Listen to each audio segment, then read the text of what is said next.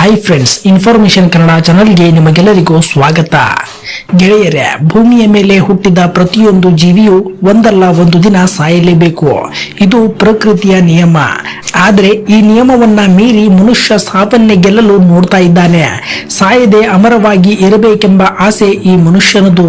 ಪುರಾಣ ಪುಣ್ಯ ಕಥೆಗಳಲ್ಲಿಯೂ ಸಹ ಋಷಿ ಮುನಿಗಳು ಕಠೋರ ತಪಸ್ಸನ್ನ ಮಾಡಿ ದೇವರಲ್ಲಿ ಮೊದಲು ಕೇಳ್ತಾ ಇದ್ದಿದ್ದೇ ಈ ಅಮರತ್ವವನ್ನೇ.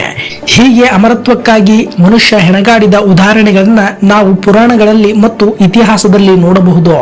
ಇವತ್ತಿನ ಆಧುನಿಕ ಕಾಲದಲ್ಲಿ ಮನುಷ್ಯನಿಗೆ ಮಾರಣಾಂತಿಕ ಕಾಯಿಲೆ ಬಂದಾಗ ಇನ್ನೇನು ಸಾಯ್ತಾನೆ ಅನ್ನೋ ವ್ಯಕ್ತಿಯನ್ನ ಸಹ ಕೆಲ ದಿನಗಳ ಕಾಲ ಬದುಕಿಸುವಂತಹ ತಂತ್ರಜ್ಞಾನಗಳು ವೈದ್ಯಕೀಯ ಲೋಕದಲ್ಲಿ ಇವೆ.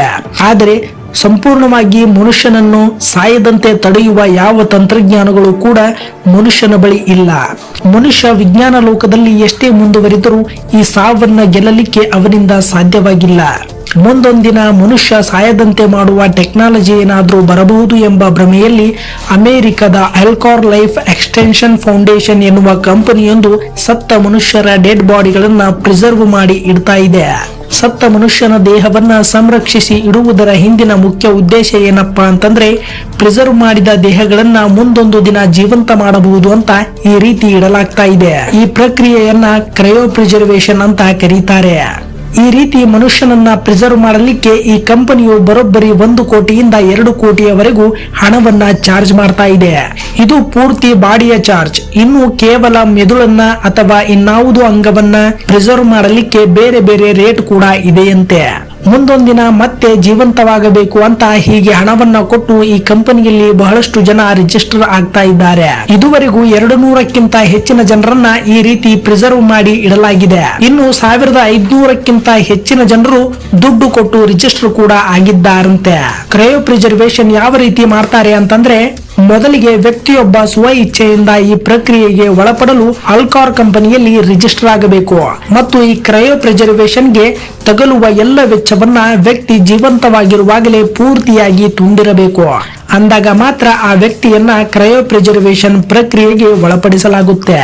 ಹೀಗೆ ರಿಜಿಸ್ಟರ್ ಆದ ವ್ಯಕ್ತಿ ಒಂದು ದಿನ ಲೀಗಲ್ ಆಗಿ ಸತ್ತಾಗ ಆ ವ್ಯಕ್ತಿಯ ಡೆಡ್ ಬಾಡಿಯನ್ನ ಈ ಅಲ್ಕಾರ್ ಕಂಪನಿಯು 1 ಗಂಟೆಯ ಒಳಗಾಗಿ ಕ್ರಯೋ ಪ್ರಿಸರ್ವೇಶನ್ಗೆ ಒಳಪಡಿಸಬೇಕಾಗುತ್ತೆ. ಅಂದಾಗ ಮಾತ್ರ ಸತ್ತ ದೇಹ ಈ ಒಂದು ಪ್ರಕ್ರಿಯೆಗೆ ಸ್ಪಂದಿಸುತ್ತೆ. ಮೊದಲಿಗೆ ಡೆಡ್ ಬಾಡಿಗೆ ವೆಂಟಿಲೇಟರ್ ಹಾಕಲಾಗುತ್ತೆ. ಒಬ್ಬ ವ್ಯಕ್ತಿ ಸತ್ತಾಗ ಅವನ ಬಾಡಿಯಲ್ಲಿ ಅನೇಕ ಅಂಗಗಳು ಕೆಲ ಗಂಟೆಗಳ ಕಾಲ ಕೆಲಸ ಮಾಡ್ತಾ ಇರ್ತವೆ. ಸತ್ತ ಕೂಡಲೇ ದೇಹವನ್ನ ತಂದು ಕೆಲವು ಮಷಿನ್ ಗಳನ್ನ ಬಳಸಿ ಮನುಷ್ಯನ ದೇಹದಲ್ಲಿರೋ ಅಂಗಾಂಗಗಳು ನಿರಂತರವಾಗಿ ಕೆಲಸ ಮಾಡೋ ಹಾಗೆ ಈ ಅಲ್ಕಾರ್ ಕಂಪನಿಯು ನೋಡಿಕೊಳ್ಳುತ್ತೆ. ಹೀಗೆ ಮಷಿನ್ ಮೂಲಕ ಹೃದಯವನ್ನ ಪಂಪ್ ಮಾಡಲಾಗುತ್ತೆ. ದೇಹದಲ್ಲಿರೋ ಎಲ್ಲಾ ರಕ್ತವನ್ನ ತೆಗೆದು ಅದರ ಬದಲಿಗೆ ವಿಶೇಷವಾದ ಕೆಮಿಕಲ್ ಒಂದನ್ನ ದೇಹದೊಳಗೆ ಇಂಜೆಕ್ಟ್ ಮಾಡಲಾಗುತ್ತೆ. ಇದರಿಂದ ದೇಹ ಇದ್ದ ಸ್ಥಿತಿಯಲ್ಲೇ ಇರಲು ಸಾಧ್ಯವಾಗುತ್ತೆ. ನಂತರ ಲಿಕ್ವಿಡ್ ನೈಟ್ರೋಜನ್ ಬಳಸಿ -196 ಸೆಲ್ಸಿಯಸ್ ಟೆಂಪರೇಚರ್ ಇರುವಂತಹ ಸ್ಟೀಲ್ ಕಂಟೈನರ್ಗಳಲ್ಲಿ ದೇಹವನ್ನ ಹಾಕಲಾಗುತ್ತೆ. ಹೀಗೆ ದೇಹವನ್ನ ಬಹಳಷ್ಟು ವರ್ಷಗಳವರೆಗೂ ಸಂರಕ್ಷಿಸಿ ಇಡಲಾಗುತ್ತೆ. ಈ ರೀತಿ ಒಂದು ದೇಹವನ್ನ ಕ್ರಯೋ ಪ್ರಿಸರ್ವೇಶನ್ಗೆ ಒಳಪಡಿಸಲು ಬರೋಬ್ಬರಿ 12 ಗಂಟೆಗಳಷ್ಟು ಸಮಯ ಹಿಡಿಯುತ್ತೆ. ಹೀಗೆ ಸತ್ತ ಮನುಷ್ಯನನ್ನ ಪ್ರಿಸರ್ವ್ ಮಾಡಿ ಇಟ್ರೆ ಜೀವಂತ ಆಗ್ತಾರ ಅಂತ ನೀವು ಅನಬಹುದು. ಜೀವಂತ ಏನಾಗಲ್ಲ, ಆದ್ರೆ ಜೀವ ಒಂದು ಬಿಟ್ಟು ದೇಹದ ಎಲ್ಲ ಭಾಗಗಳು ಕೆಲಸ ಮಾಡ್ತವೆ.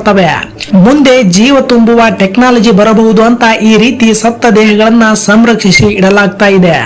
ಗೆಳೆಯರೇ, ಈ ಕ್ರಯೋ ಪ್ರಿಸರ್ವೇಶನ್ ಬಗ್ಗೆ ನಿಮ್ಮ ಅನಿಸಿಕೆ ಅಭಿಪ್ರಾಯಗಳನ್ನ ಕೆಳಗಡೆ ಕಾಮೆಂಟ್ ಮಾಡಿ. ಈ ವಿಡಿಯೋವನ್ನ ಆದಷ್ಟು ಮಟ್ಟಿಗೆ ಶೇರ್ ಮಾಡಿ. ಹಾಗೆ ಇದುವರೆಗೂ ನೀವು ನಮ್ಮ ಯೂಟ್ಯೂಬ್ ಚಾನಲ್ ಅನ್ನ ಸಬ್ಸ್ಕ್ರೈಬ್ ಮಾಡದಿದ್ದರೆ ಈಗಲೇ ಸಬ್ಸ್ಕ್ರೈಬ್ ಮಾಡಿ ಮತ್ತು ಆಲ್ ನೋಟಿಫಿಕೇಶನ್ ಅನ್ನ ಆನ್ ಮಾಡಿಕೊಳ್ಳಿ. ಇದೇ ರೀತಿಯ ಇಂಟ್ರೆಸ್ಟಿಂಗ್ ವಿಷಯದೊಂದಿಗೆ ಮತ್ತೆ ಮುಂದಿನ ವಿಡಿಯೋದಲ್ಲಿ ಸಿಗೋಣ. ಧನ್ಯವಾದಗಳು.